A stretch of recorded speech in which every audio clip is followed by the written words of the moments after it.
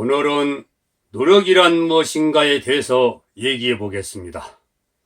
우리가 살아가면서 자식이나 후배 또는 어려움을 겪고 있는 사람들에게 위안을 주기 위해서 노력이란 단어를 많이 사용합니다. 그런데 노력이란 본질을 물어보면 아는 사람들이 없는 것 같습니다. 여러분들은 오늘 노력이란 무엇인가 나의 강의를 듣고 나면 본인들의 삶이나 지혜가 한층 업그레이드 될 것입니다. 내가 겪었던 이야기를 먼저 해볼까 합니다. 내가 지금으로부터 10년 전쯤 출가를 해서 생활비를 벌기 위해 내가 익힌 관상학과 수상학, 사주로 남의 인생을 콩나라 판나라 하고 있던 중 어느 총각이 상담을 하러 와서 제 나이가 40살인데 현재 고시 공부를 하고 있는데 사법고시에 합격을 할 수 있습니까? 있다면 언제 합격을 할 수 있습니까? 라고 질문을 하는 것이었습니다. 그래서 내가 관상을 보니까 관록궁이 꺼져 있었고 이마도 평범하고 눈도 평범하게 생겼고 수상을 보니까 운명선이 약하게 있었고 태양선은 아예 없었습니다. 그래서 사법고시 포기하고 취직을 하면 좋겠습니다 라고 말을 하니까 왜 제가 합격을 못합니까? 라고 질문을 하는 것이었습니다. 그래서 내가 다시 설명을 했습니다. 관상학에서는 눈동자가 빛이 나고 이마에 관록궁이 꺼지지 않아야 하고 수상학에서는 운명선이 진하게 있어야 나의 뜻이 현실로 이루어진다고 하는데 이것이 없어서 사법고시에 합격하기 역량이 작다고 했습니다. 그러니 본인들은 본인의 포부를 낮추어서 살아가는 것이 현명하다라고 말을 하니까 총각이 다시 말을 하는 것이었습니다. 관운이든 운명이든 내가 노력을 해서 극복을 하면 되지 않겠습니까? 라고 하는 것이었습니다. 그래서 내가 총각한테 물었죠. 손님이 주장하고 있는 노력의 본질이 무엇입니까? 라고 물었더니 잠시 고개를 갸우뚱하면서 하는 말이 열심히 하고 최선을 다하는 것이 노력 아닙니까? 라고 하는 것이었습니다. 그래서 내가 대학교 법대 나온 사람이 노력이란 본질도 모르면서 사용합니까? 라고 말을 하니까 열심히 하고 최선을 다하는 것이 노력이 아닙니까? 라는 묻는 것이었습니다. 열심히 하고 최선을 다한다는 것이 기준이 없잖아요. 내가 다시 물었죠.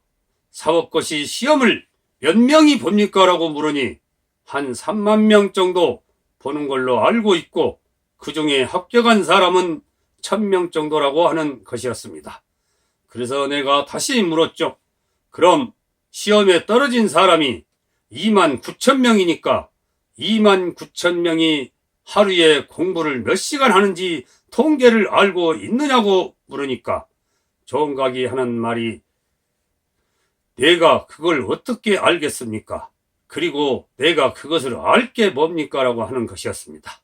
그래서 내가 말하기를 예를 들어서 29,000명이 하루에 15시간을 공부했다고 치면 당신은 하루에 14시간 공부를 하고 열심히 하고 최선을 다했다라고 하면 이것이 노력입니까? 당신은 다른 사람보다 1시간 공부를 안 하고 있는 셈인데 만약에 당신이 하루에 15시간 10분을 더 하면 겨우 10분 노력한 것입니다.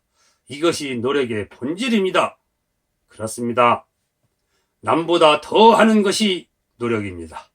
그럼 남보다 더 했다고 무엇이 이루어지는지 다시 이치를 따져볼까요? 내가 신문을 보니까 25살 시험생들이 한 번에 사법고시 합격한 사람이 25% 된다고 합니다. 그럼 25살 시험생이 노력을 많이 한 것입니까? 40살 된 고시생이 노력을 더 많이 한 것입니까? 물어보나 마나 40살 된 고시생이 훨씬 노력을 더 많이 한 것이죠. 그런데 왜 노력을 많이 한 40살 고시생은 시험에 합격을 못하고 있는데 25살 먹은 시험생이 먼저 시험에 합격을 했느냐? 이것을 따져봐야 합니다.